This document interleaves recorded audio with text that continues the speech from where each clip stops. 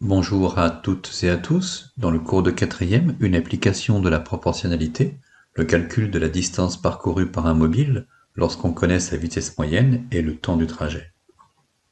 On considère un mobile qui effectue un trajet à une vitesse moyenne v pendant un temps t avec v positif et t positif.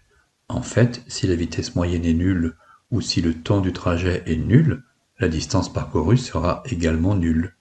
Donc le mobile parcourt une distance d, qui est donnée par la formule distance parcourue égale vitesse moyenne fois temps de parcours, ou, plus simplement, d égale v fois t. Entraînons-nous avec deux exercices.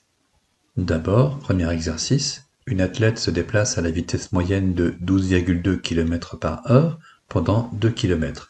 Calculez la distance parcourue par cette sportive. C'est à vous. Utilisons simplement la formule du cours. La distance parcourue est égale à la vitesse moyenne fois le temps de parcours. Formule importante que vous devez connaître par cœur et citer à chaque calcul lorsque vous en aurez besoin. Remplaçons v et t par la valeur de l'exercice, une vitesse de 12,2 km/h et un temps de 2 heures. Donc d égale 12,2 fois 2, et après calcul, d égale 24,4. Conclusion, l'athlète a parcouru 24,4 km. Un second exemple, un robot se déplace à une vitesse constante, v égale 1,4 m par seconde.